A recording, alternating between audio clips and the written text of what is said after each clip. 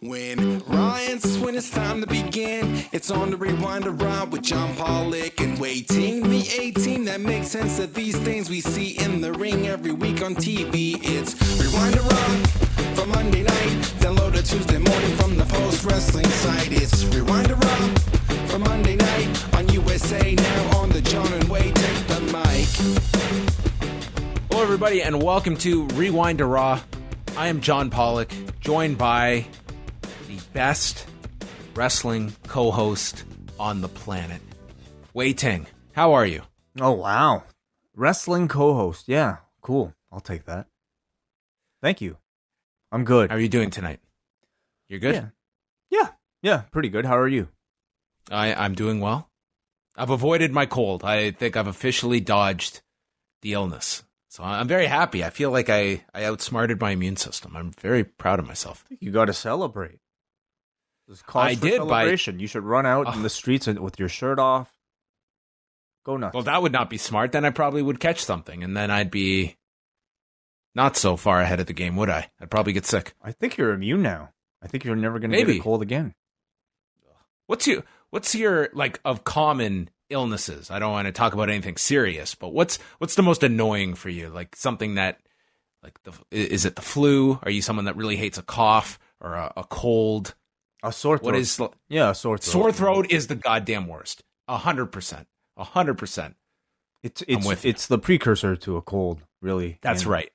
And I try to, as soon as I notice one, I usually try to like do everything I can to get rid of it. I'll tell you what's worse though. A canker sore. When I was younger, I would get those. I have not had a canker sore in years and years and years at this point. But yeah, those were a bitch because it would just affect my entire, like just whatever you eat. It wouldn't be enjoyable to eat food. It's just an annoying pain that you would have. But that would rank very high. The absolute worst is the combination of you get like that terrible sore throat, but it comes while you're sleeping and you're not sleeping very well, and you wake up knowing you're just sick. You've woken up and you already feel like garbage, and it's just the beginning of hell for 3 days. The worst. That's a very specific scenario, but that's happened to me so many times. I will go to sleep and you're feeling a little off, and then you just have a terrible sleep and you just know that you feel like garbage and you're just trying to sleep your way through it and feel better. Well, I pray that you don't get hit with one of those this season. I've just jinxed myself. I've just laid out the game plan for the gods to strike down on me as soon as we're done this show. No, let's hope not. Let's chat about, what do you want to chat about? Where should we begin? Aside from the usual? It's going to be different? I don't know. Maybe, you know what? Let's take a break. We'll reset. And then when we come back, we'll go right into our giveaway. Yes, I get it. Yeah. Should we give away something? Yes, I think so. Sorry, I don't know if you're actually planning on doing a bit. Like, should we air a commercial in between or something? No. I don't think we're going to go to that extent. Okay. I think people got the gist of it. Yeah. This is about it. The last minute was about as awkward as some of the transitions tonight. Yeah. Anyway, let's give something away. Yes. Every week we give away a post-wrestling piece of merchandise or a prize pack. Is that what is up for grabs this week, Wai? For the last little bit, it's been a t-shirt, stickers, and a postcard. And a sleeve. Well, a sleeve. That's exciting stuff. All members of the Post Wrestling Café are eligible for this draw each and every week here on Rewind to Raw. So if you're a member of the Café, and we're going to be discussing what is coming up on the Café over the next couple of months, we'll be giving you some hints at what to expect. So now is a great time to join the Café, if for nothing else, the chance to have your name read here on Rewind to Raw as Wai selects our winner for this week. Alrighty, congratulations to Terry Rodriguez.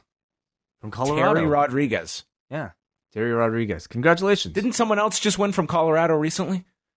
Maybe. It's a big state. Well, congratulations, Terry. You are the winner of the post-wrestling prize pack, including the coffee sleeve. The prize of all prizes. that's really the biggest straw, isn't it? It is. I almost feel like Alexa Bliss is slowly just realizing, you know what, I can't compete with those guys. Just let's dial it down a little bit. Yeah, so that's it. All right. Are we on a delay or something? I don't know if we are. I'm thinking we might be. You're kind of cutting in and out. Hello? Okay. I think we're definitely on a delay. Okay. Alrighty. Should we restart? Do you want to try? Yeah. Or do you want to just power through this? Let's restart, because your reactions are throwing me off. Okay.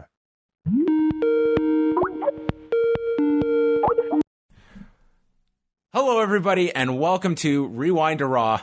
I am John Pollock, along with the very best wrestling co-host on the entire planet, Wai Ting. How are you, Wai? I'm doing well. Thank you. Wow, best wrestling podcast co-host. That's quite the honor. I will on the take planet.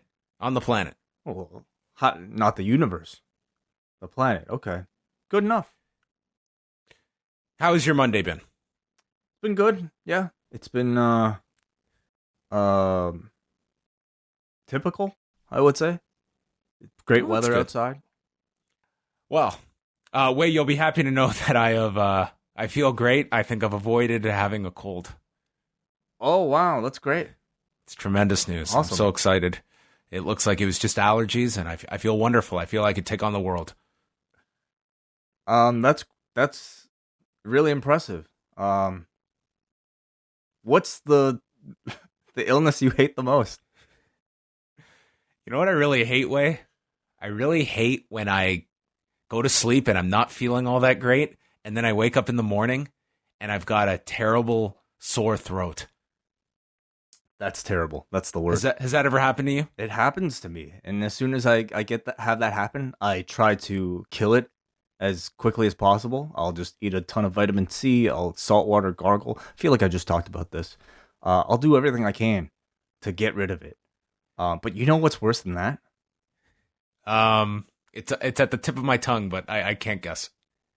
Canker sores. Oh God, they're the worst. The absolute worst. Absolute worst. But you probably haven't had one in a while, right? That's just my guess. Years since I have had one. I don't know what it is. Is there like a urban myth as to what causes them, or is it like what is the causation of a canker sore? You know, for me, it's typically like when I bite my own lip. Like, I don't know if you even classify those as canker sores or mouth ulcers. Maybe that's the proper term for it. But yeah. Like, are they stress related? I hear they could be too. Yeah. Uh-huh. That's interesting. Maybe when you get so stressed out, you just you're not careful about how fast you're chewing, or maybe because you're so busy because you're so stressed, you're eating a lot faster, and therefore higher chance of biting your own mouth. That must be it. It's such a defect of the human body. I think eating is a bit of a defect. You know? A defect? Oh, if you eat in moderation. I feel like there should be a more efficient way of getting those nutrients into our system by now.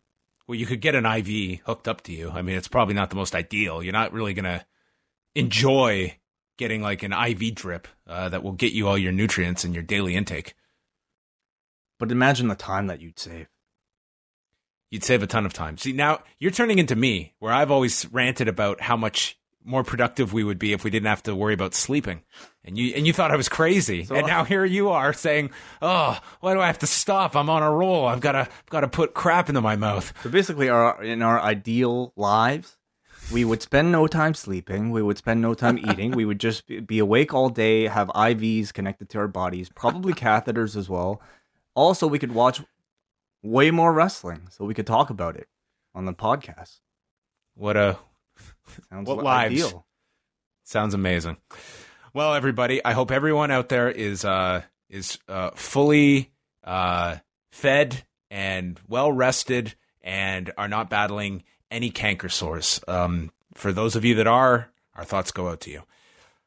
All right, it's time to give someone a special post-wrestling prize pack. Because if you're down and sick, this will be your pick-me-up. Winning this prize pack. That is, the demand is through the roof. It is eligible each and every Monday here on Rewind to Raw to all members of the Post Wrestling Cafe, where we do this little draw. And this week's winner, Way, is... All right, I'm scrolling through. Congratulations to Terry Rodriguez from Colorado.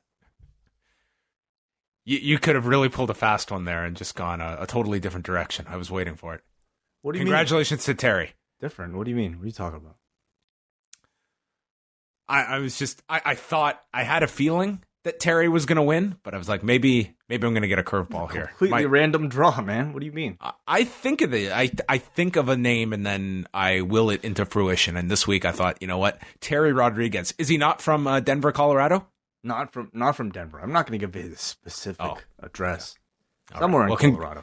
Congratulations to Terry, wherever you are living, whatever area code, you are now the proud owner of a post-wrestling prize pack.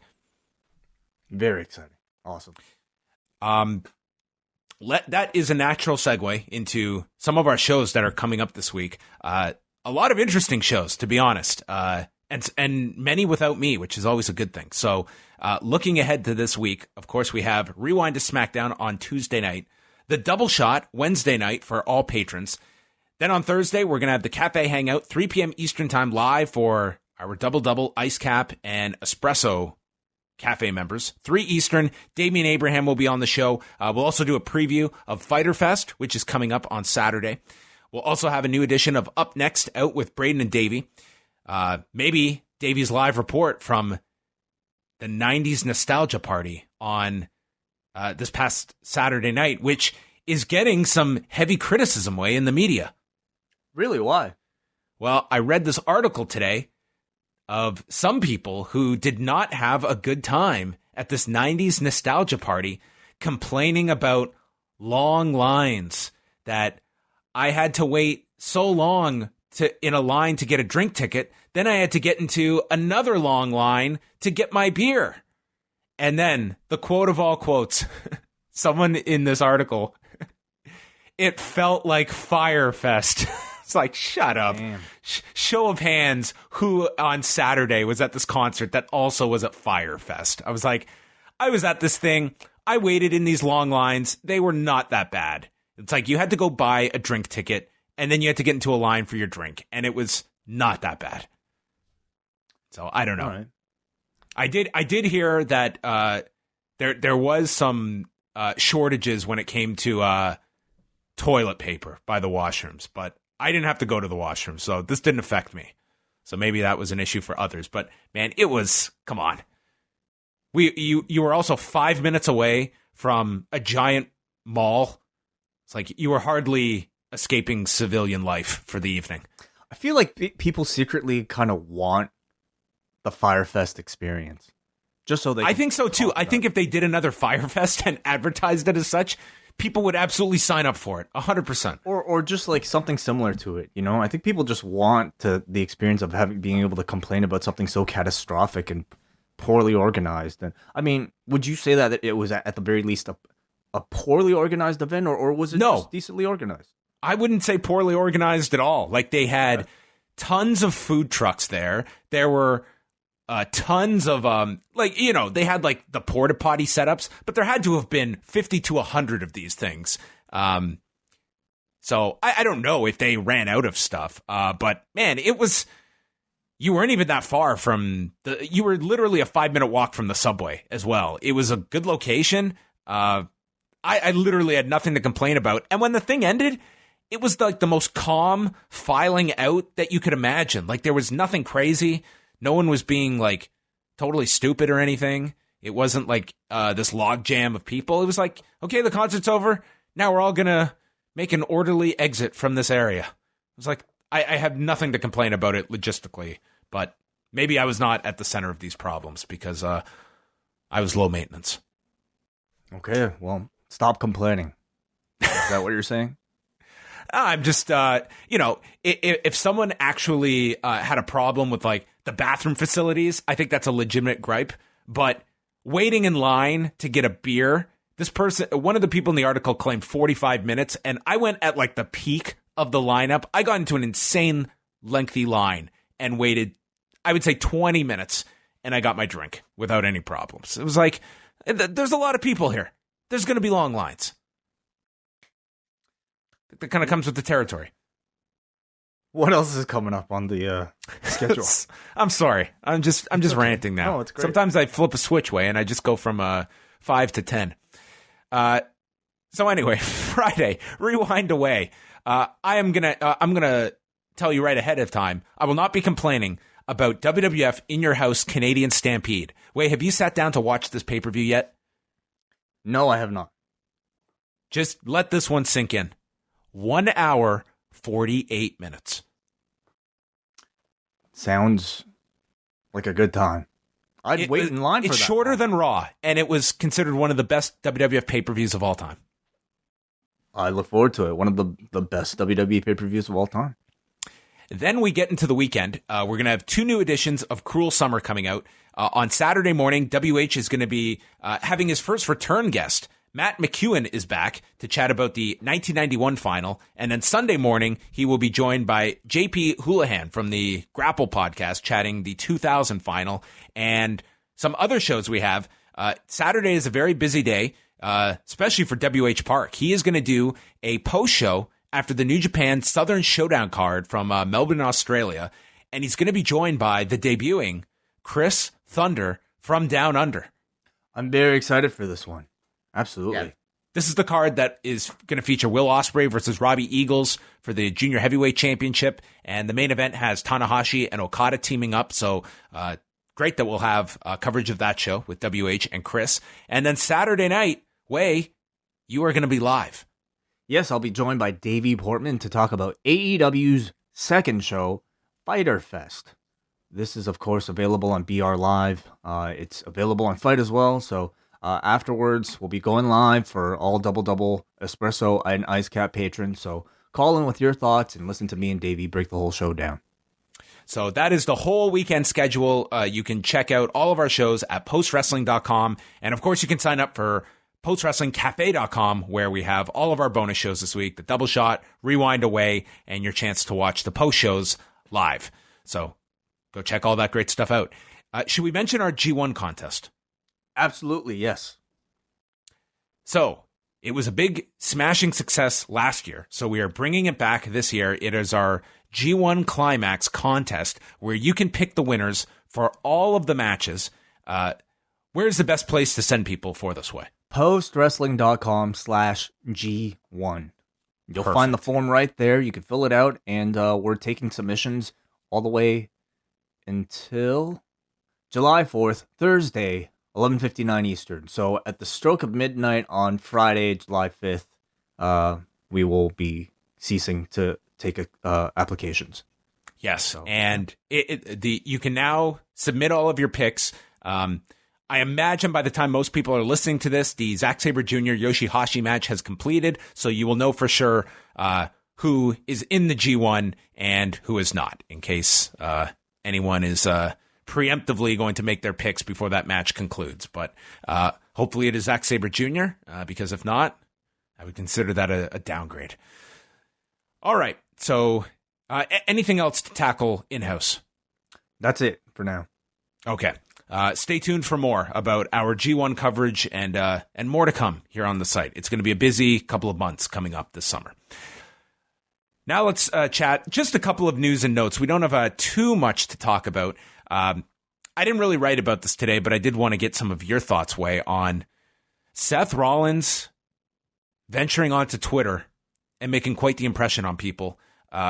First of all, this started on Saturday when there was a WWE tweet promoting Stomping Grounds, and Seth Rollins just wrote, "Best pro wrestling on the planet, period."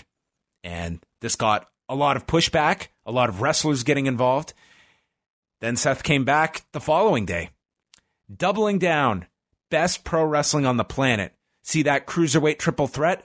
And that's just one night, one match amongst the many. Find anyone else alive who does what I do as well as I do, as often as I do it.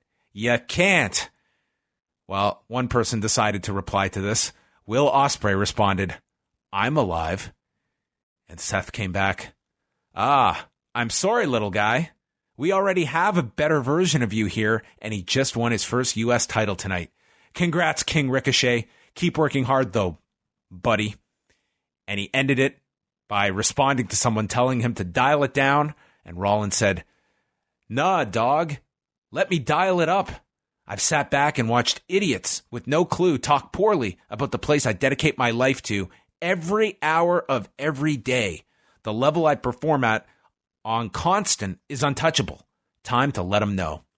So I think we're learning Seth does not sleep either way.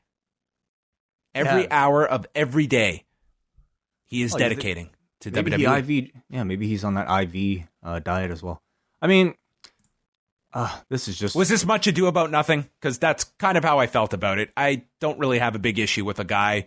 Listen, the WWE, I'm sure that there were people that were, you're going into this pay-per-view. It did not sell very well. There was next to no excitement going into this show.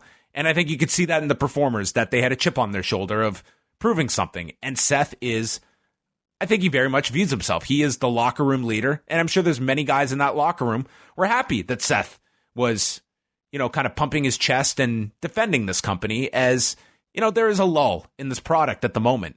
But in that lull and of all the complaints, I don't think there's anybody that looks at this roster and says, these guys can't get the job done. It is in spite of the fact that you have this loaded roster, as loaded as it has ever been by sheer numbers and the amount of talent available, that I think it's frustrating for a lot of fans that they feel they get a lackluster presentation at times on television with so much talent. And I can imagine that this was just a guy getting his frustrations out. Yeah, I could totally understand that, and clearly I think if you see the performances of somebody like a Seth Rollins on a weekly basis, he puts everything into his matches. I think, though, I really do question how much maybe he's seen of everything else that's out there lately, because I just can't even, in good faith, think that he truly believes that what the WWE presenting on the main roster, at least right now, is the best wrestling in the world. His justification of what wrestling is bell-to-bell action. If he's talking about money, then yes, WWE is the most profitable professional wrestling company in the world. That's irrefutable. But as far as, I think, critically acclaimed, even like fan-acclaimed bell-to-bell in-ring action, there's, to me, no question that the best wrestling is outside of what you see on the main roster. I think that's irrefutable. So, maybe this is just, a bit of posturing from Seth Rollins. If he truly believes it, I would suggest that maybe he hasn't seen too much of what else is out there, or that maybe he's just kind of delusional. I think that it's a guy that, listen, this is a very talented roster that I don't feel... I'm sure that there's a lot of frustration amongst... I wouldn't put Seth Rollins in this camp, but of others he's speaking for the whole company. Yeah, you're right. He is. And I'm certain that he looks at this roster and thinks that we've got an incredible talent base here. But I don't think that's necessarily showcased on the main roster. And I think Jon Moxley was a major eye-opener for many people. And I find it interesting, the fact that maybe the loudest voice that has kind of opened the door onto this entire system is one of his best friends. And we take him out of a WWE setting, and this guy's one of the hottest guys in the industry at the moment. So it says something about the presentation style, that there are so many people that are on this roster that, they have Grand Metalik that is just sitting there every week, one of the best performers out there when he signed with this company. And you would never know it if you are a strictly WWE viewer. Grand Metalik is just one guy who is on this roster. I absolutely can buy someone's argument when they say WWE has the best roster in the world. And I actually would agree. Like, if you include everybody that they have under contract, I think they do have the best roster in the world, probably of any professional wrestling company in history. But Rollins' argument is that they have the best pro wrestling on the planet, period. Best pro wrestling on the planet, including, I mean, just that fucking main event from last night. Like, his main event from last night. Of all nights for him to make an argument like this, to do it on a night when he had to wrestle that style of match, I just, I can't take this comment seriously. Oh, I don't think I'm not taking it seriously. I'm just looking at his motivation. And you're right. When you're looking at, pick your spots 100%. Like Will Ospreay coming off that Best of the Super Juniors, and what New Japan is about to produce over the next 7 weeks. I think that it's not maybe not the best timing.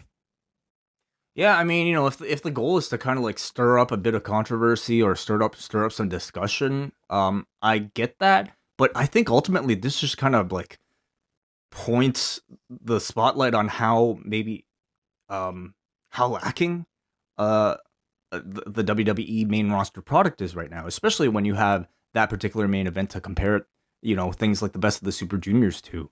I just don't know overall what this really did for Seth Rollins or the WWE.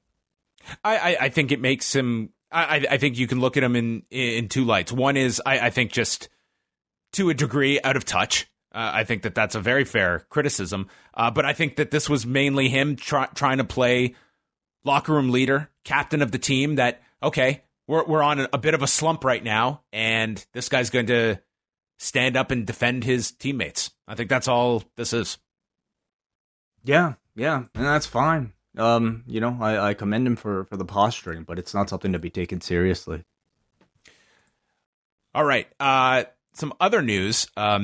This would take several shows to go through, but these documents were released from Axios, who had uncovered the entire documents of Linda McMahon's vetting process back in 2016 when she was up for the small business administration job in Donald Trump's cabinet.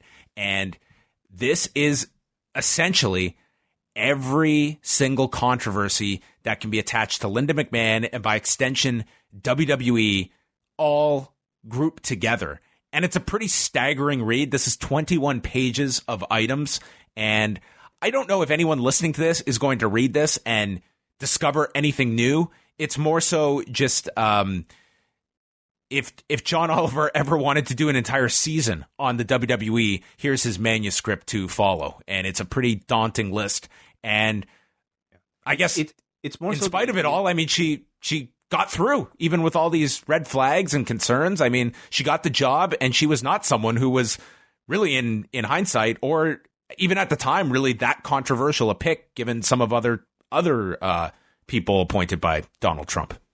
Right. Yeah. It's not anything that I think is news per se, but maybe more so interesting that, the White House got a hold of this, and the White House is aware that crime time were an actual thing, or that Muhammad Hassan was an actual thing that is incredibly amusing. Like much like that John Oliver piece. I think there's a lot of stuff out there that, is not news to anybody who's been following wrestling for a long time, but under the kind of eye of like somebody from the mainstream press or somebody outside of wrestling looking at it for the first time, it kind of is amusing to think about maybe everything that's taken place. This manuscript kind of just read as like, just a compilation of like wrestling message boards like for years and years. A lot of it I noticed was taken from the World Wrestling Insanity book that kind of compiled a lot of like, craziness to do with the WWE. Who would have thought that James Gutman might have stood in the way of Linda McMahon getting appointed to Donald Trump's cabinet? Imagine saying that 10 years ago. That's exactly it. Yeah. But ultimately, do you think any of what was listed there should have anything to do with her role in the cabinet? I think that I think you can't just dismiss all of these issues with WWE because, I mean, she was a prominent executive within this company, and she has utilized her background running WWE as a big reason for why she will be successful here in this political arena. So I don't think she can just separate herself from WWE's past. There also is personal things here about Linda McMahon that they dig up here. I don't imagine this is going to be... I'm curious if this gets any kind of play, to be honest. Like, I think that these are stories that are out there. You can certainly make a story about this, but there's several things here. Linda McMahon is no longer part of that cabinet. She's now moved on, and she's running a fundraising, like a super PAC for Donald Trump. So she's still very much involved, but is no longer in her cabinet post. I don't know if this is necessarily going to be something that is looked upon and opens any eyes to these stories, and if this is going to have any kind of staying power in the news cycle beyond people just kind of looking at this. And it's pretty overwhelming if you are not familiar with a lot of this. Like, this goes into everything pretty much newsworthy involving the WWE and every black mark on their record over the past, I would say, 25, 30 years. Yeah. Basically kind of like the Bible of what not to mention if you're the WWE coaching your on-air staff. How about Linda McMahon's thoughts on climate change? Was that am I the only one who thought like this was like the most concerning? Here's someone that thinks that there's evidence to both sides of the argument. To me, that type of like delusion is not that surprising, honestly. Like, there are a lot of people who are really stupid out there in higher positions of power, or trying to appease both sides of both all voters out there. But anyway, there's a link to this if you want to look at this 21-page PDF with all of this, including the top section that literally is listed red flags. And there's lots here from the Benoit stuff, studies that have been done on wrestlers dying young, past comments that Linda McMahon made about Donald Trump, both positive and negative. Like, it's all here. This is like a pretty extensive look into the WWE's past. So you ever think about like what your own kind of red flag vetting document might look like? Like, if any of us were to be put under like a heavy microscope for like our entire lives in the public eye, or even personal lives. I feel that if you were running for office, they would absolutely find out what your backyard fed stood for.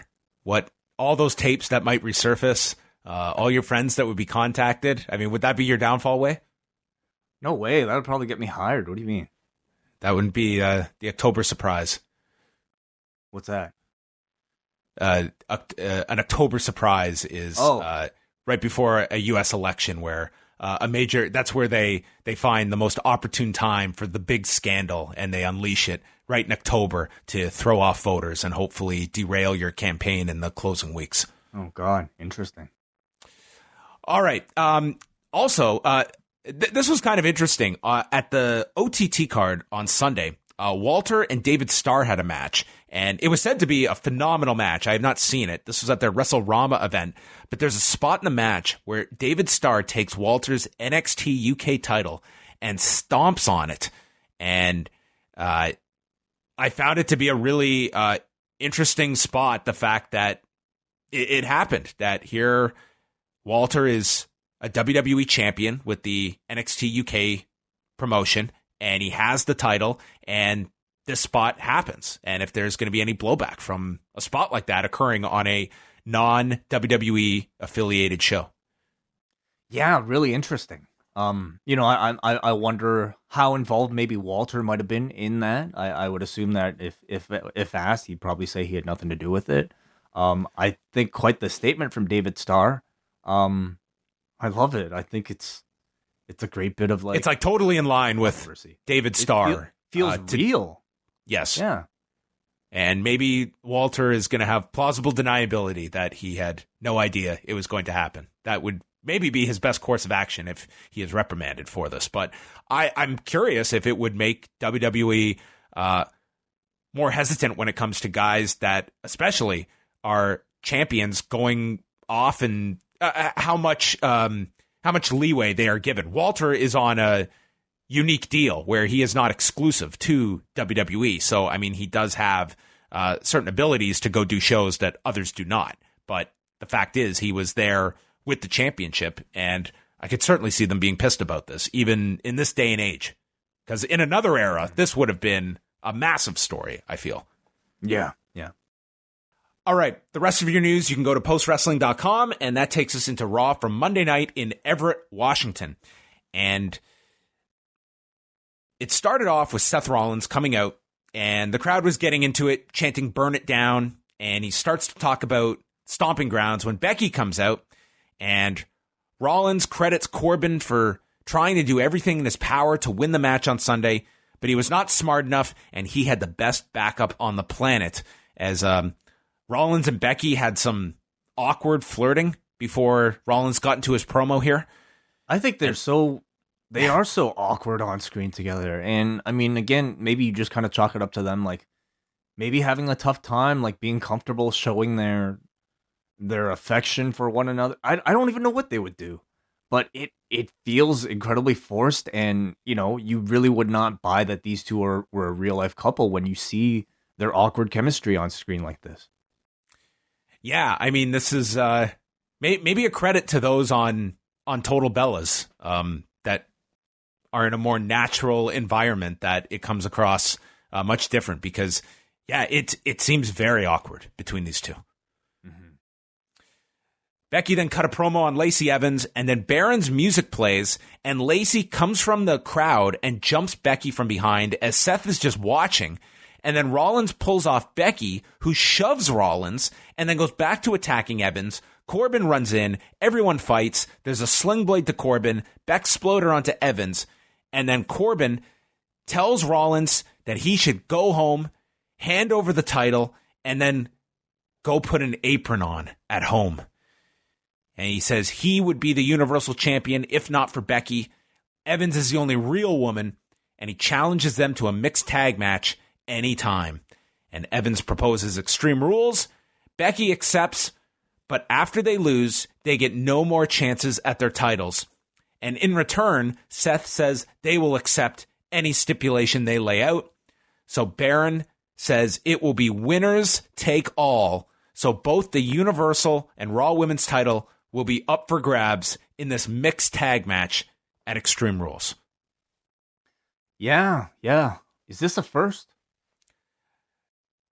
In a mixed tag match, yes. They have done tag matches before where singles titles have been on the line, but this would be a first for a mixed tag match with men and women's title on the line at the same time, I believe, in WWE. I hated the way that they got to this last night, but I do like the mixed tag idea. You know, putting the belts on it, I understand you want to make that feel like the main event, which it probably will. It does probably telegraph the finish of it, though. But, you know, I can excuse it because you have to kind of make the main event feel big. I feel like WWE has found a lot of great success with mixed tags over the past several years. You know, of course, like Ronda, Nikki Bella, even The Miz and Maurice. I think it's something that appeals to a casual audience, both men and women. And, you know, I think this was definitely the right call. I like that they announced this match so early. I think a 2-week build is a good amount of time for it. Maybe it might even be too much, but, you know, hopefully they can do some creative soap opera type stuff for people who enjoy that, and I think there still are. Whether it's good or bad, I mean, it remains to be seen. Yeah, I feel that as singles matches, these two feuds have been very disappointing for me. We'll see if the mixed tag dynamic improves that. I think that it should be laid out well enough that I think that having, instead of doing 18 minutes of Rollins and Corbin or 15 of Becky and Lacey, that if you have a 16-minute match with all four, I think it'll flow better, I hope. Maybe that's just me being optimistic. And no, it will. I agree. Yeah, so anyway, it seemed like the crowd, they were relatively into this. And again, it's 3 weeks, and then I think they're pretty much telling you these feuds are over at Extreme Rules, and I don't think anyone will be upset to see everyone move on. I mean, I feel like we are kind of in a position, like on the schedule, where they have to fill all of these cards. And, you know, one of the ideas is to go this mixed match route. It's not really giving anything major away. Like, look at what they've done. They like dragged out a Baron Corbin feud for what, 3 pay-per-views? They've dragged out a Dolph Ziggler feud for two pay-per-views, and then we're getting like probably Kevin Owens again or something like that. So they're really stretching everything that they have here and trying to be as creative with it as they can. As far as that goes, I think the mixed match route is not a bad one. So at the end of this segment, they teed up like a bunch of matches for the show, and the final one, which is coming up next, Daniel Bryan, Rowan, and the Revival versus the Usos, Big E, and Xavier Woods. So credit to WWE. They hit the number 4 for the wild card in the very first match. Well, I mean, tag teams don't really count, right? In fact, the New Day is supposed to be 3 people in 1. Okay. So Big E, Xavier Woods, and Kofi on the show were considered 1. Yes, I think so. Well, Kofi and Bryan and Rowan are 1. Kofi has also said that as champion, he can appear whenever he wants. So there's that too. All right, we say it every week. This has to be the end of us counting. I stopped counting. On this show. Yeah. It's too hard. The Usos came out and called them Little Rascals, who I thought were on Impact, and SpongeBob and Patrick. Just watching these 4 teams make their way out, there was a lot of talent in this match. God, I was looking forward to this. Like, yeah. I like, to me, this was, kind of like going by the New Japan playbook of like putting your individual programs into a tag team. And in this case, it was like, like probably your four of your best tag teams, if not the 4 best tag teams in your whole company. So I was actually really looking forward to this match. The crowd was again chanting for Daniel Bryan tonight, and they teased Bryan starting with Xavier, but then Dawson tagged in immediately, so Bryan was on the apron, and it almost kind of babyfaced Bryan. Like, everyone wanted to see him, and it was the Revival kind of out-healing Bryan and Rowan in this. Bryan went for a suicide dive minutes later, and Xavier Woods was nowhere close, and he just took out Scott Dawson with the suicide dive. And then hit him, Woods with a missile dropkick going back into the ring. And Wilder nails Bryan from the floor. Woods rolls up Bryan, and he is eliminated. And both team members are eliminated, so Rowan's gone. Crowd booed this elimination. And then Woods immediately goes for a springboard off the middle rope into a shatter machine that looked really cool. And he was eliminated. So now we go to commercial, and Michael Cole announces, we will reset after the break. So that seems to be their wiggle room around these commercial breaks, is we'll just have resets at certain times to break up the action. It was really interesting for me going into this episode of Raw to see how they might address the issues that I think a lot of people had with the awkward 2 out of 3 falls in elimination matches from last week. And this week, boy, was it interesting to look at how much mental effort they put into making excuses so that they can make commercial breaks. It, like, all this elaborate bullshit, including this one where, essentially this is a Revival versus Usos match. But to fit an extra commercial break in there, we'll throw the New Day and Bryan and Rowan in there, have them wrestle some bullshit match for 2 minutes, and then get them out of there just so we could do the match we needed to do to begin with. It was amazing to me. In the end here, what really did you get out of it? Like, you had Bryan and Rowan and what was the other team? The New Day take unnecessary pinfalls. I guess they got to show their faces in front of this Washington audience. I'm sure they were happy. I don't know how happy they were by the end of it, though, seeing 2 minutes of Daniel Bryan, and especially Daniel Bryan losing. To me, like, this really built up my expectations for like a hot 8-man tag. But instead, it just it kind of killed my vibe by the end of it. And that was the case for a lot of this, like, these matches that they were pulling all this bullshit with throughout the night. So they come back from break, and the bell rings.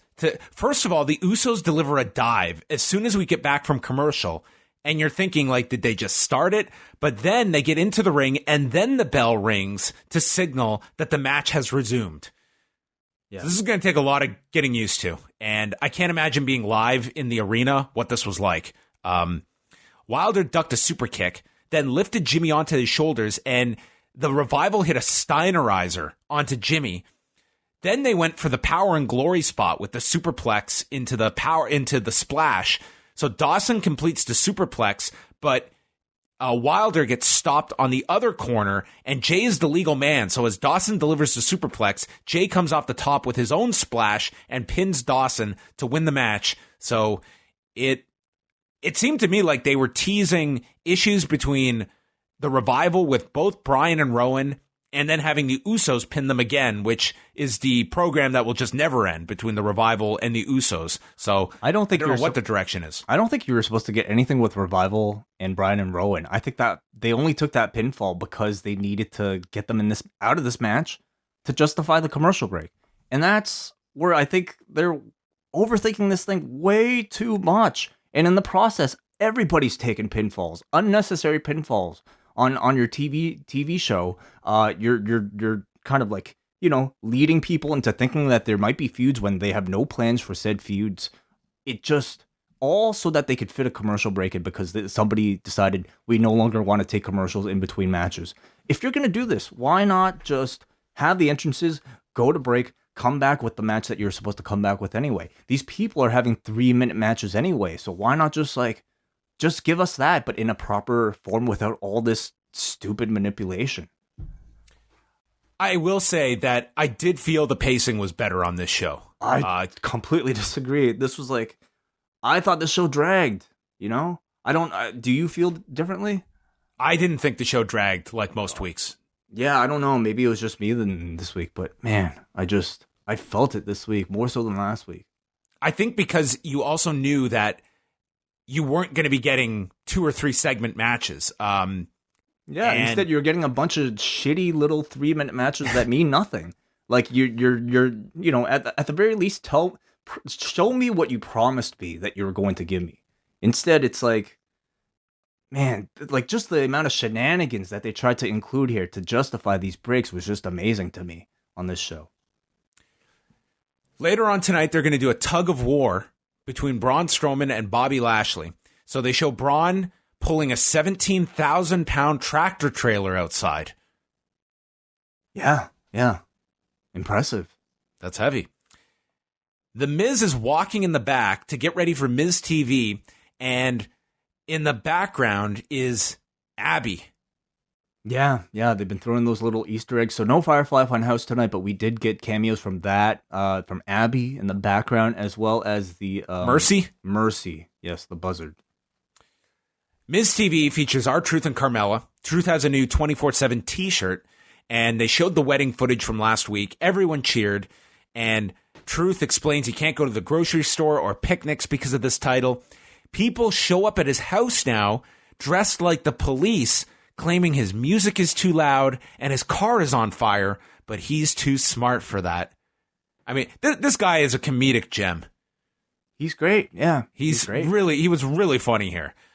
And Carmella explains that it just shows how much this title means to R-Truth. So out comes Drake Maverick, and he said that winning the title was the biggest moment of his career, and then R-Truth ruined what was supposed to be the biggest moment of his life with his wedding. But instead, his wife won't speak to him, won't go on their honeymoon, and they haven't consummated the marriage. So Truth suggests he use fiber because he thought he said his marriage is constipated, which led to a chant of constipated. Not a high moment for wrestling fans. He wants a rematch to win back the love of his life, and then he clarifies that's the title, not his wife. And Miz says that the other competitors are banned from ringside if R-Truth accepts this match, and R-Truth tells Hornswoggle he accepts. So we get a 14-second match between R-Truth and Drake Maverick after the commercial break. Yes. And he won it with whatever this is called, the lie detector, the little Jimmy. They don't have a name for it, but he used it several times on this show. And Michael Cole got so tongue-tied as he... maybe that was later when he regained the title. But he wins, and he is a 7-time champion. Yeah. And then the whole 24/7 crew come in as soon as the match is over to chase Truth out of the building. And the camera stays on Drake Maverick. Charlie is in the ring and asks Drake, where do you go from here? and he is in tears, and he walks out. Yeah. He's lost everything. So, this whole thing really, seems to be a bit of a backdrop, I think, for a longer Drake Maverick storyline, and I'm really happy for him. He's basically pitching his own material, and it's getting the higher-ups' interest, and it's getting the audience's interest as well. And not only is he, writing himself into a prominent storyline now, kind of turning into a prominent role on Raw, his wife might even get involved. So, the guy's taking full advantage, and I wish he was able to have a bit more of a match, but I do get it. In the WWE kind of realm, he's just a civilian. He's just a manager and a GM, and shouldn't be able to go up against a wrestler. So after that segment, we went to Lacey Evans with Baron Corbin in the back. She wants to be women's champion, and they state how Becky is Seth Rollins' kryptonite, and Corbin says, maybe we can become the new power couple of WWE. So they're kind of hinting here that Baron's got some feelings here for Lacey Evans, and it's probably not reciprocal. I don't mind it. I hate these two on their own, but I think when they're together, it adds an interesting little dynamic between the two of them. I think it just makes them a bit more interesting. They're a very weird pairing, but we'll see over the next couple of weeks if they can find some chemistry together. It seems like that's how they're going to have to build this up. I feel like these two might end up having better chemistry on screen than Rollins and Becky. Maybe they will. So then Drew McIntyre and Shane McMahon came out to take on Roman Reigns. And Mike Rome announces it's now a 2-on-1 match instead of a handicap match. And I think Corey Graves was as confused as everybody else because the difference is you do not have to tag each other in a 2-on-1 match like you do in a handicap match. They should have just said that. Who? Oh my God. They're about to go to a pay-per-view where every match is about to have a stipulation. And just man, it's just way too complicated, wrestling. Reigns knocks down Shane, but they eventually just get the advantage. They attack Reigns with the steps on the floor. They have the advantage. Shane does the Roman pose and spears him. Then he's hit with the Claymore, and Shane is setting up for the coast-to-coast dropkick. When the Undertaker's gong hits, the lights go out, and the Undertaker appears. A genuine surprise on this show. And he chokeslams Shane, drops Drew with a boot, and sends the other to the floor. I thought this was the best use of the Undertaker. 30-second spurts. And he looked great here. Everyone went nuts, and they're going to do a tag match at Extreme Rules with The Undertaker and Roman Reigns against Drew McIntyre and Shane McMahon. A genuine surprise, not teased at all. And I have to give them a lot of credit for not promoting it beforehand, as tempted as they probably were, I'm sure. I like it that we still get these kind of creative decision surprises over maybe tease surprises that are kind of more, looking for ratings. This is certainly a feud that was getting very stale 2-3 pay-per-views in. And, it needed something like this. Taker, as old as he may be, I think being interjected into a feud like this totally livens it up with a great deal of star power. And if you're the Undertaker, I can understand, wanting to jump back in very quickly to erase the memory of that last match in Saudi Arabia. So he's already in shape. And I think in a tag team setting, he can be reasonably protected. So it's a great get for Extreme Rules. Yeah, I think even in a tag setting, I think there's still, he's going to be in there with, I think Roman and Drew should be doing the majority of the work in the match, because Undertaker and Shane in 2019 could be horrific. I don't know if you want to see Undertaker in a big singles match, but it certainly begs the question if this is designed to lead up to something like Undertaker and Drew at SummerSlam. Do you see this? Do you see Undertaker getting something like that for SummerSlam, and maybe Drew getting a really big win at SummerSlam? I think they're in a bit of a panic mode right now, and I think they can use all the star power that they can get, especially for a show as big as SummerSlam. So I would definitely think that Taker would probably want, be on that show. And I think, if it's not going to be Shane. It'll be against Drew, obviously, because he's already faced Shane. So, yeah, I like that match. Honestly, like, Taker at this point really just needs somebody who can jump high enough for a choke slam. And I think Shane... And should be in relatively short matches. Yeah. You know, I don't know how Taker picking up Drew for a tombstone might look like. I would be a little bit nervous about that.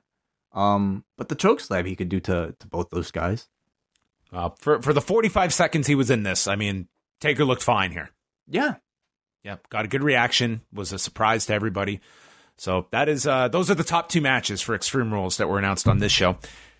Bobby Lashley was pulling a phone pole outside, and he broke the rope. Okay. Impressive. Wow. So we got our tug of war. They were in the ring, and they were attached to the rope, and the goal was to pull either one over the line. And Braun was pulling Braun right up until the line, and then Braun stops, smiles, and he yanks Lashley over the center, and then Lashley loses and just beats the hell out of Braun, throws him into the corner by the shoulder, and that ended our segment here. So maybe they're going to have like a strongman competition of matches, different activities at Extreme Rules. Like a strongman match? What would that entail? They could just do like a whole competition throughout the show, like moving trucks and, I don't know, beer kegs or whatever. They could just do that instead of a wrestling match, because I don't want to see these two have another wrestling match. Right, yeah. I like the bit on TV, you know.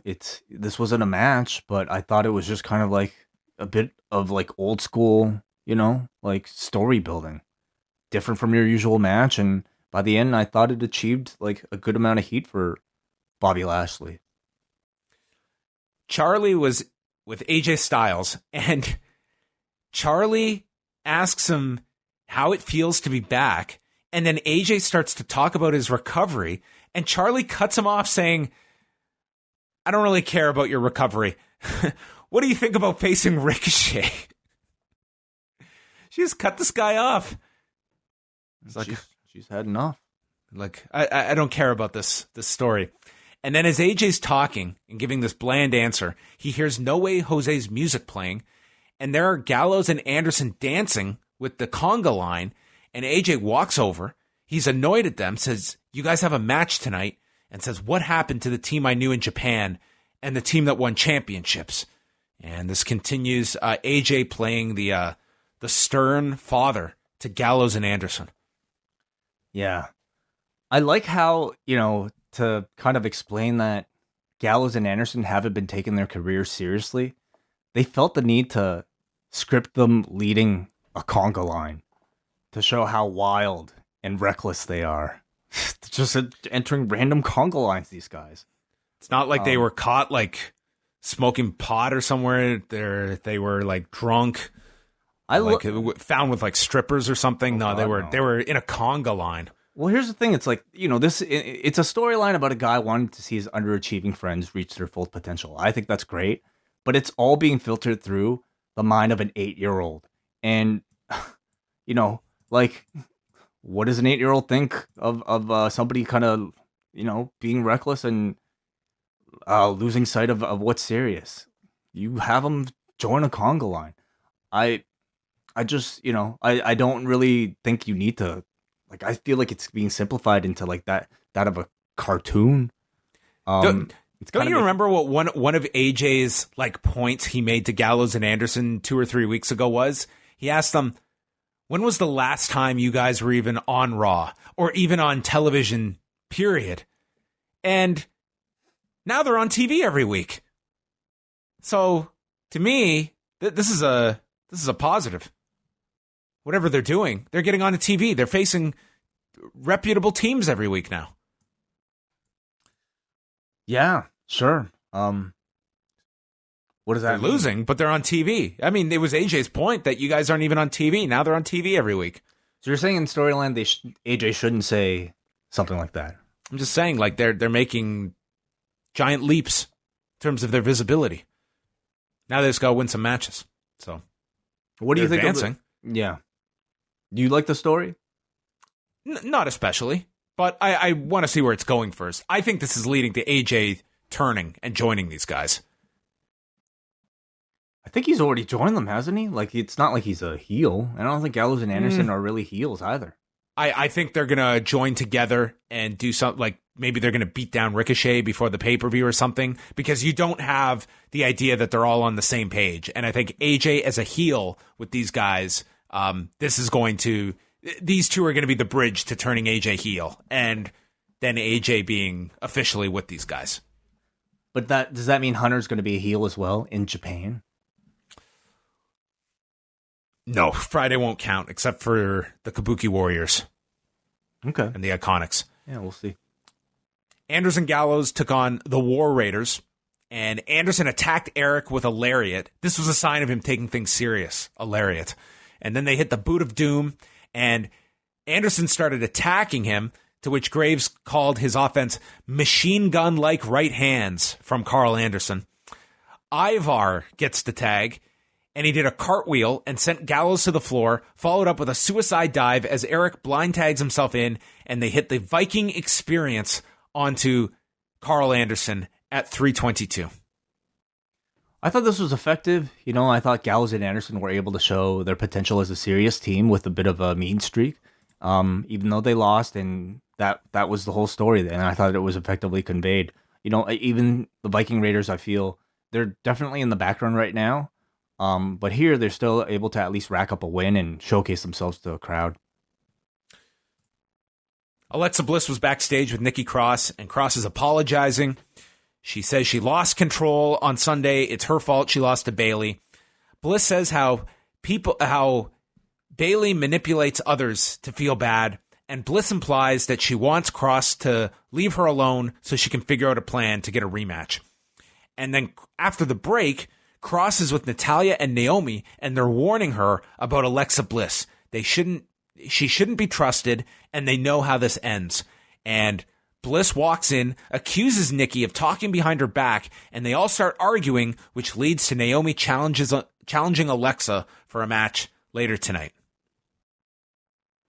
Yep. That's about it. Heath Slater and Mojo Rawley sadly did not get underway. They were in the ring, and then R-Truth showed up from the crowd. He's being chased by everyone, and it just led into a series of title changes. Kalisto got back body dropped onto everyone on the floor. Slater is left in the ring alone and hits a reverse neckbreaker and pins R-Truth. Then EC3 takes Slater, gets topped by Mojo. Slater tries to avoid Titus O'Neil and Eric Young, backs up into the ring and gets hit with the lie detector, and R-Truth regains the title. This was where Michael Cole had his own match with his tongue. Cedric Alexander ran in, hit the lumbar check to pin R-Truth, and then Mojo runs into the post. EC3 hits the 1%er from behind and pins Cedric Alexander. He's leaving with the title. Carmella grabs the title. He's distracted. R-Truth rolls up EC3, and R-Truth escapes with the title. He's like a 5,000-time champion after tonight. Yeah. 9 or 5,000. Yeah. Oh, my God. I think a lot of people would probably hate this stuff. And I think if they continue to do the same type of thing, 6 months in, I don't know how I'm going to feel about it either.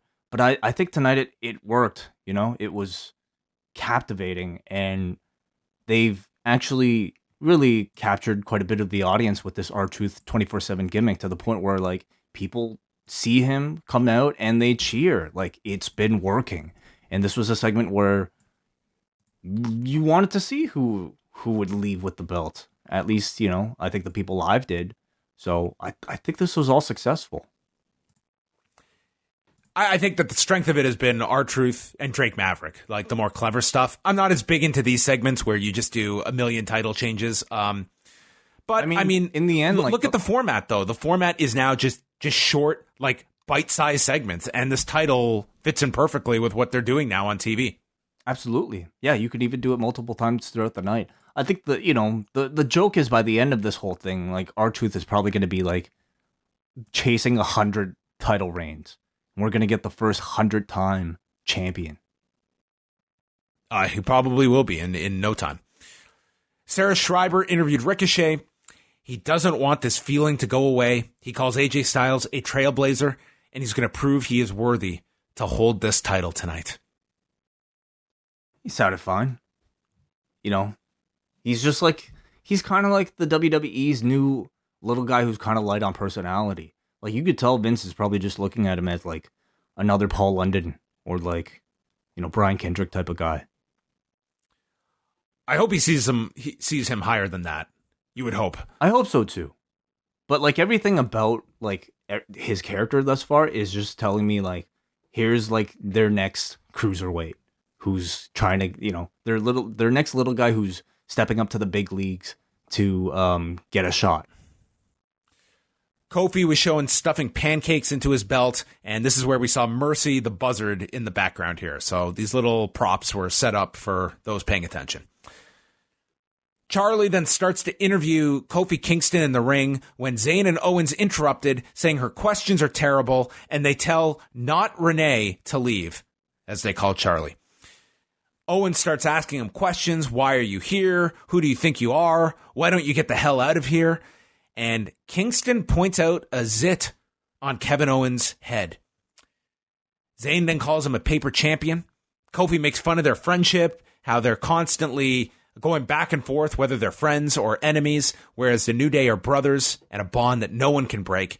And he reminds Owens that he beat him at Money in the Bank, just like he will beat Sam Zayn tonight, and then tosses pancakes at them before we got Kofi and Sami Zayn in our non-title match. Yeah, I wondered if they were going to do this as Kofi's next challenger, Sami Zayn, but I guess it's not necessarily big enough for that. Owens and Zayn are right back to being the setup guys. Get the guy ready for his real program. Mm-hmm. So, Michael Cole had this stat that Kofi has held a title in WWE. I guess if you add up every single title reign he has had, for 1,500 days. That's a lot, I guess. Yeah, that's quite the stat. How many? That would be years? like 5 years of titles that he's had. Champion for 5 years. Wow. Does that sound ridiculous? How long has he been in the company? 11 years, right? Yeah. So for 5 of those 11 years, he's held onto a belt. Like, I remember New Day had the tag titles for like a year, but I don't remember any other like crazy long title reigns this guy's had that would make up 5 years worth. Well, there are a lot of belts. So yeah, it must be. I guess so. So anyway, that's a hell of a stat. Sure. Yeah. Who's going to go back and count to fact check it? Someone will. Archivist. Go for it. Yes. Well, give us the entire Olympic cycle of Kofi Kingston title reigns for us. So early on, Kofi tried for a Trouble in Paradise. It got avoided. Went for a schoolboy for a 2. Owens attacked him behind the referee's back. Kingston came back, suplexed Zayn into the corner. Zayn hit a Michinoku driver, then a springboard into a boot from Zayn, and then went for a suplex, but it got turned into a cover with Kofi stacking Zayn for the win. 8 minutes and 12 seconds. Without a commercial break. They went 8-12. I was perfectly satisfied. Like an 8-minute match. I thought it was more than enough to kind of tell your story. I bought the finish. Like, it felt like a hard-fought battle, and then somebody won. I thought this was satisfying. I thought this was a good TV match. And they didn't have to go to commercial. I don't think it's a bad idea that your TV matches are not going to be your big blowaway 20-minute matches. I think that it gives you an extra incentive for the pay-per-views that you're going to get the big blowaway match. And I don't think TV has to be, like, granted, you have a format that really you are a slave to in the sense that filling 3 hours is tough. But you've also got a bigger roster than you've ever had before. And there's no shortage of guys that are anonymous on the main roster that you can be filling out on these shows. And I'm not opposed to shorter matches if there's a rhyme and reason for it. If you told me like every hour of Raw was going to contain an 8-minute match, commercial free, your problem's fixed. That's all I want. You know? It's really all you need. You can come back, maybe kind of do your video packages and whatnot, have the entrances, go to break, give me 8 solid minutes of match, and then take your next break. I'm perfectly happy. You got a good show. You don't have to play like, come up with these like stupid scenarios. Oh my God, like this guy came out. We got to restart the match. We got to stop the match for 5 minutes and then go back. It kills momentum. So, yeah. You and I might disagree on the pacing of the show, but I'm with you that it was incredibly clunky on this show. Like all these restarts and stuff like that. I will say, though, that eliminating wrestling during the breaks, I think it can be something that helps the structure of this show a bit, because 3 hours is very long. And I think that they could have something here that is more manageable. For sure. Yeah. I think it just takes some tweaks. Week 1 was not a home run. I don't totally give you that. I don't doubt that, putting commercial breaks in between a 20-minute match, that's probably an imperfect scenario as well.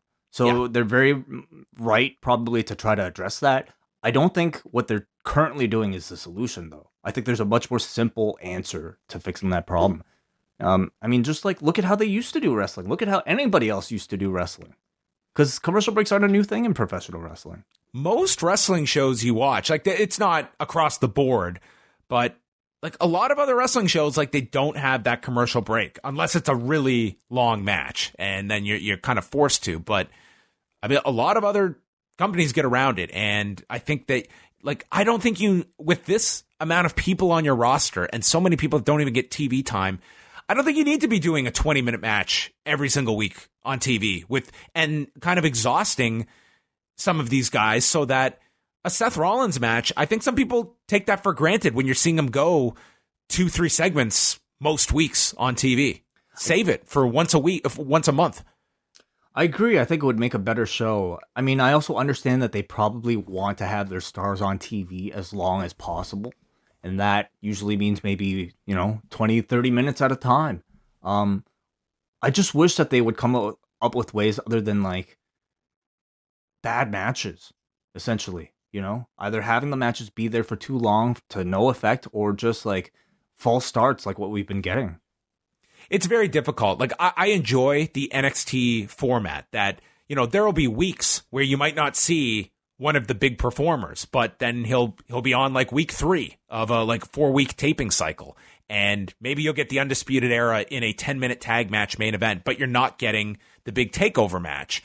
But it's very different. NXT is not on the USA Network, and they don't have that pressure to make sure, it's all their internal viewing statistics that they don't have to make public, and they're not kind of held to that and have to be serving all these other masters. So it's a formula that when you take it in-house like NXT, you can be a lot more, you can have a format that suits you that much better.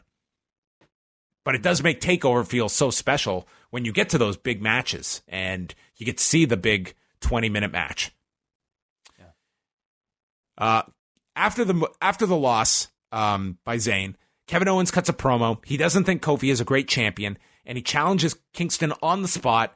So we go to a commercial break, and then we come back, and Kofi and Owens starts. Owens immediately goes for a swanton, lands on the knees, then he hits a super kick. There's a back body drop to Owens on the floor, SOS onto the ramp, and then Kofi just rolls into the ring, and the bell rings, and he's won by countout at 1:36. What? Again, I don't see any reason for any of this other than to put Kofi on for another segment. And the reason that it was Owens, my mind's about to explode. Because there's so many things that they can't do because they don't want to hurt this guy and they don't want to hurt this, but they don't want to take a commercial break, but then they have to put this guy on TV.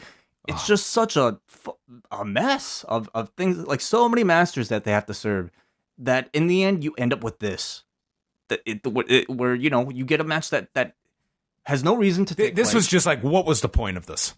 Had no reason to take place and had no finish. Kofi looked weak, winning by count out. Anyway, it's not even worth dissecting. I don't even think it's you just saw two guys on TV and that was it. My frustration is you just did that great job with Owens and Zayn against the New Day the night before. That match wasn't even brought up here with Kofi. And it was just they were right back to their regular spots, Owens and Zayn. It was why even put them over the night before? They're right back to the spot. They're not figured in for anything. It's like these guys just, I feel, get like I think the absolute worst.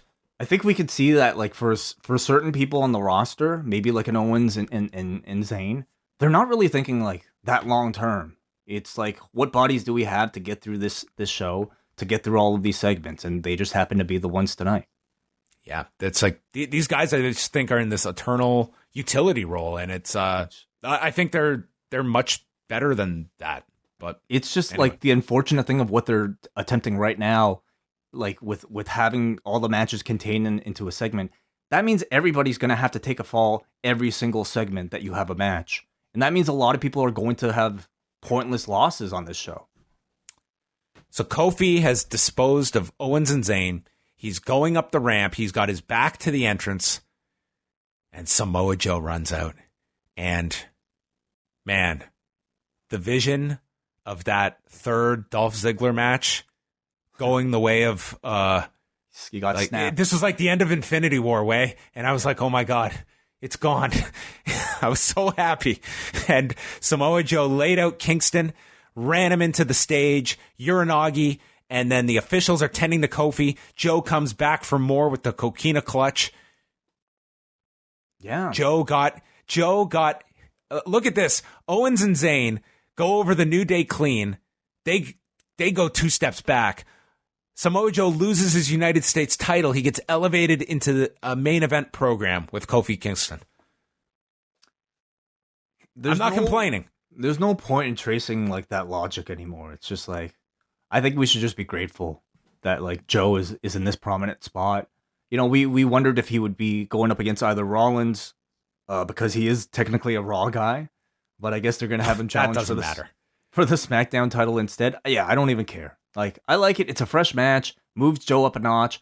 Unfortunately, I don't see Joe being a victor here, and you know, I just see kind of him being another person for Kofi to beat. But I can't complain because I think hopefully the match will be good. And Kofi beating a very strong Samoa Joe will be a really strong win for Kofi. I think they could get... I think this could end up being Kofi's SummerSlam opponent. I think they could get 2 pay-per-views out of this. Yeah, I'd be down for that. Do some like violent beatdown at Extreme Rules. Well, you're going to have to do the gimmick match first. Yeah, they really didn't tease anything here, as in terms of a direction to go with a stipulation. So we'll see what they do. Then we had Naomi versus Alexa Bliss. Very short match. Naomi did her splits with the leg drop, then a baseball slide drop kick to Nikki. And then as she was climbing back into the ring, she's like mouthing off to Nikki and is distracting herself and gets hit with a DDT, and Bliss pins her. I thought Naomi looked really foolish here. And then Alexa grabs Naomi and is shouting at Cross to hit her, and Nikki is hesitant, and she finally shoves Naomi as Natalya runs down. No one is going to shove Naomi. Yeah, the shove was too much. Yeah. That plus we also needed a commercial break to set up a new match. Yeah. That's why she ran down, really. So we come back from break. We get an impromptu tag. Started, and there was a full Nelson by Naomi onto Bliss into a Bubba Bomb and got a 2 count. Natalya was in, tried the sharpshooter. Bliss then tagged out. Cross ran Natalya into Naomi, sending her off the apron to the floor, and followed with a running bulldog. Natalya kicked out of that. High cross from Nikki, then the spinning neck breaker by Nikki, and Bliss had tagged in, so she takes the cover at 441. So the idea that they're pushing is that Nikki did all of the work and Alexa got the pinfall at the end, and she is using Nikki Cross. Right, including Nikki, like, inadvertently distracting Naomi in her singles match. Yes. Right? Yeah. I found the crowd really dead when they came back from the commercial. And this was like one of those instances where I think just like there was no setup for this. The crowd had just seen Alexa and Naomi wrestle, and it felt like they were restarting the match for zero reason. And I don't know how much the crowd wanted to see this thing even continue. I also feel like they kind of lost the crowd on this story tonight. Whether if it's just the fact that it took a little too long to execute it, maybe it was the commercial without no action that killed them, Or maybe it was just kind of poor storytelling. I don't know, but I just didn't find tonight's chapter getting that big of a reaction. I would love to hear from anyone that attended, whether it be Raw on Monday or that goes Tuesday to SmackDown, but especially Raw, of how the live crowd dealt with like the breaks in the like having to have those gaps during the commercials where you're not just having the match continue onwards. Like what kind of toll that takes on the crowd by the third hour, where they're getting all these kind of breaks in the action. Yeah, like I think live, that would be very frustrating that you just have these constant 3-minute pauses to the action. Yeah. I don't know what they're doing during those breaks, if they're trying to, they cut promos or do anything to keep the audience engaged, because having nothing, I think that'll wear thin by the third hour on these shows. The theme song for Extreme Rules, When I'm Gone by Dirty Honey. Great. That took us into our main event. Ricochet versus AJ Styles, non-title match. These two had a singles match back in 2014 for House of Glory, which the entire match is actually on YouTube, if you want to go look at it. Commercial free. Yes. Nice. 25 minutes. Early on, there was a kip up by Ricochet that AJ stopped and put a headlock on. Anderson and Gallows walk down, and AJ gets pissed. He goes up to them, and he starts yelling at them. Then he goes to get a microphone because he's worried that Anderson and Gallows might not hear his indoor voice. And he tells them that they're not going to ruin this match and sends them to the back. And I thought this was... He specifically said, this match will not continue until you leave. And wouldn't you know it, that was a perfect time to take a commercial break. Yes. God. The lengths that they're going through just to fit these breaks in is, like, imagine the mental effort that this creative team had to put in to come up with stuff like this. Hey, I give them a prize for coming up with so many different scenarios, because I cannot imagine how difficult this is to come up with stuff. So the part of my brain that is used to watching this program would have thought, man, Gallows and Anderson are running in at the end of this to help AJ, and he's aligning with them. But the new version of WWE, this was literally just to set up the commercial break so that when we came back, the two are squaring off. The referee signals for the bell, but no bell rings. So we get the unofficial restart to a match. This is where I'm starting to really contemplate just timing the matches. This fucking match went 17 minutes and 17 seconds because I'm not breaking this stuff up into part 1 and part 2. I'm not going to that extent. John, you deserve a medal, honestly, for having that stopwatch for a show like this. I don't know how you do it. You know what was the best tweet? And this guy has a lot of them. RJ City, I only wrestle during commercial breaks. Oh, he's the best. He's a must follow. He is like maybe my favorite wrestler follow. I will go as far as to say he's probably the only good thing about Twitter at this point, especially wrestling Twitter, because he's really great. Fucking terrible. I'll swear. I'm with you. But RJ City is a gem. I will keep Twitter just to follow RJ. Man, he should. Maybe he'll be our one follow on our post wrestling account. I'll do it right now. One follower. So they're trying to out wrestle each other. First, they escalate into strikes. Styles lands a Pele kick, and he's also been cut on the bridge of the nose, so there's a bit of blood here. And then Ricochet hits the Fosbury flop onto AJ, which I found interesting because AJ was the first guy I ever saw do that Fosbury flop. So as much as Ricochet does it, it's the move I always associate more with AJ Styles because I was blown away the first time I saw that move. Yeah. I mean, they did mention how Ricochet used to look up to AJ Styles, and this was a good example of it. Now, I think the audience, they did pick up near the end, but I'll say, like, they were not all that engaged in this match. Well, what do you expect, John? Like, they came back from a commercial after standing there for, like, 5 minutes. Can you imagine seeing, like, I'm just trying to think the most anticipated match in recent memory for me. Like McGregor versus Aldo, okay? Imagine you see McGregor versus Aldo, you see the first round, and then for, like, the next 5 minutes, they just stand there, and they do nothing. and then they restart the fight. And the problem is, this wasn't McGregor versus Aldo. Granted, this was a match I was looking forward to, but this was also 3 hours into Raw, and by the time they got going, I knew it was just going to be another match because there was like 7 minutes in the broadcast. It just killed the crowd, whatever they were trying. Maybe they're going to institute timeouts. Each wrestler gets 2 timeouts a match or something. I would prefer that to this. It's pretty much what it is. It's a timeout. Only it's the production that is calling it, not the wrestlers. Yeah. So there was this double down after a spinning back fist from AJ and a step up enziguri from Ricochet. Light chant of "This is awesome." Styles caught Ricochet with the inverted DDT.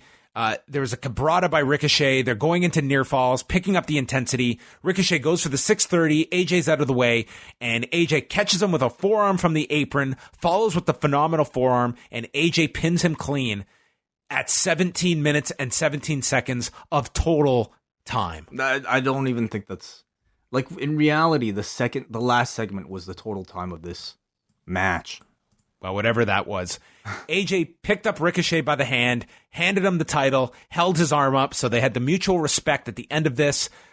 Seems like this is going to set up a title match now for Extreme Rules, which I'm not complaining about. I thought that they set the table well for this. This was like a good TV match to set up a pay-per-view match to kind of go all out in Philadelphia. I'm certainly looking forward to the pay-per-view match where hopefully we get like a solid 15 minutes of these two just like doing what they clearly couldn't do here, because I mean, I agree with you, it was great, but what all the stuff with Gallows and Anderson in the commercial just really killed this crowd, and I think totally ruined the atmosphere for this match.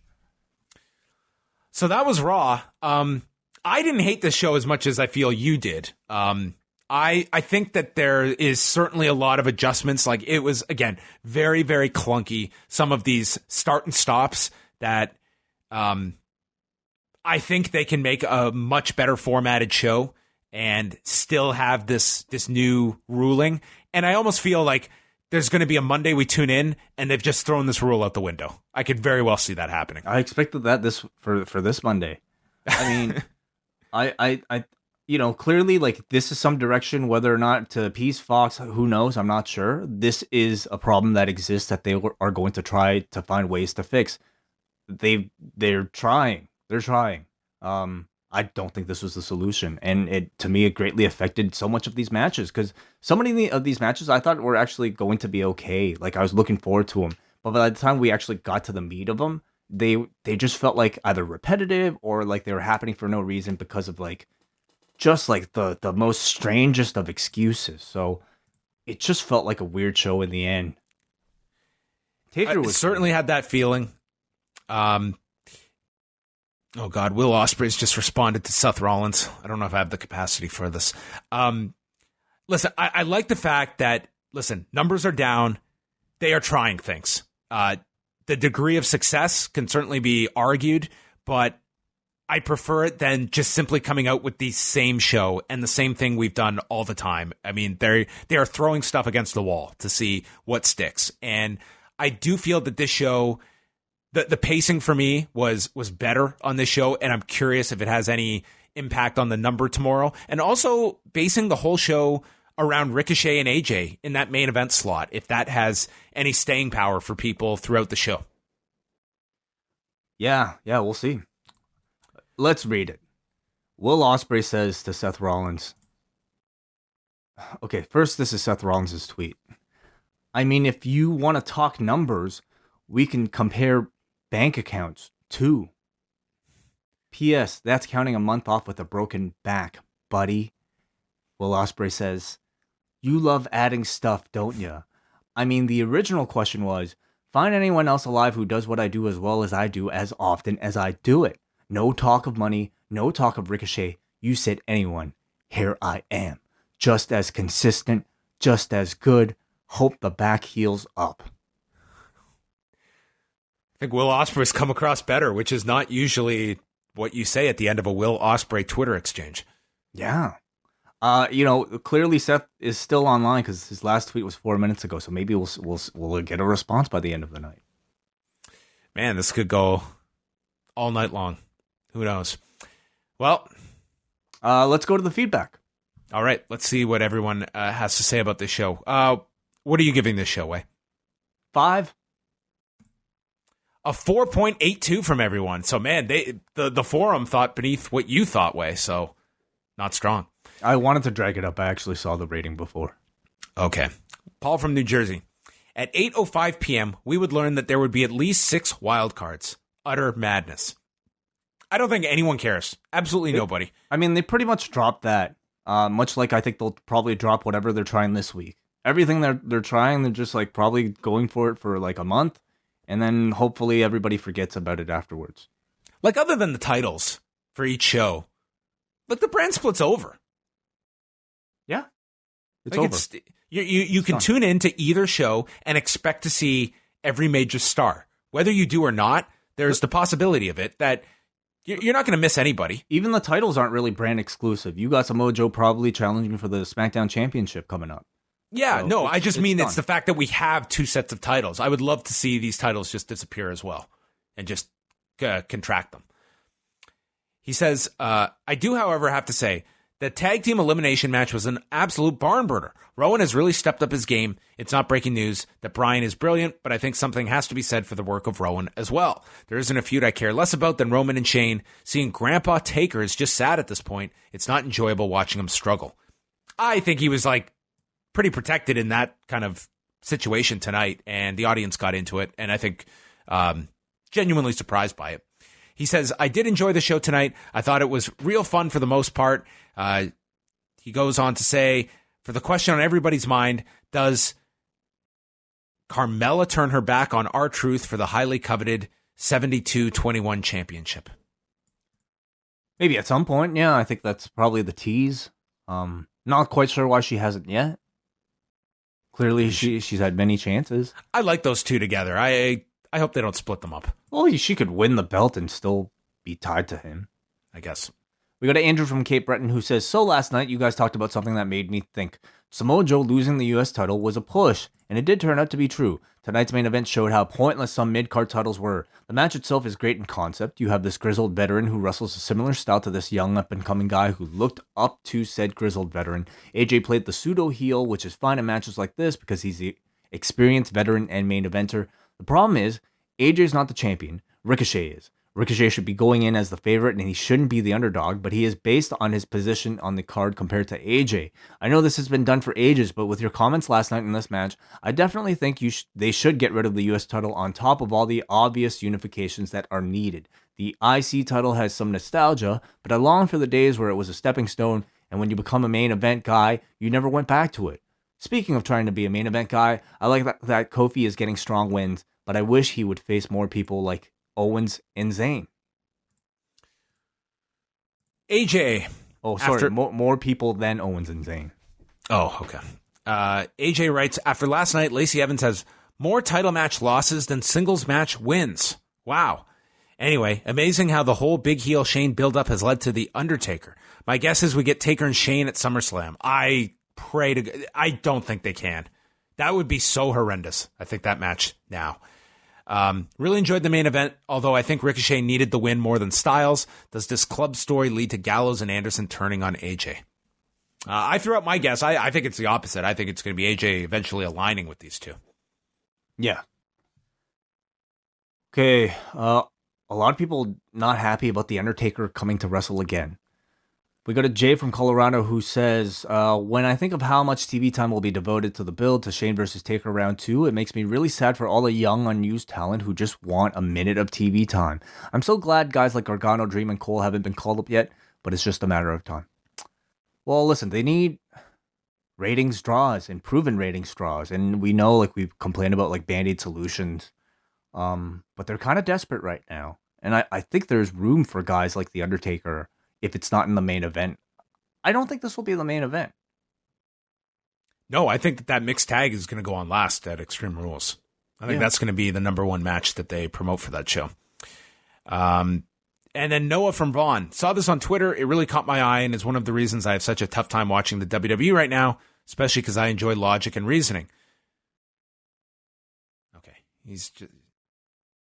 I don't know what this is. It's just like a conversation from Twitter? I don't know. Sorry, Noah. That's all. Okay.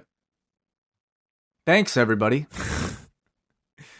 Thank you, everybody, for your feedback. Yeah, awkward start, awkward end. Perfect bookend. That's what we do. Yeah. All right. We are going to sign off. Thank you to everybody for tuning in. We are going to be back on Tuesday night with Rewind to SmackDown and chatting what they do on Tuesday night. They didn't announce anything tonight for SmackDown, did they? I don't think so. Oh, so we will see what continues. It'll probably be a lot of the people you saw tonight. We'll be back tomorrow night in Portland, where they are scheduled. All right. That is it for us. Thank you for listening, and we will speak with you on Tuesday night.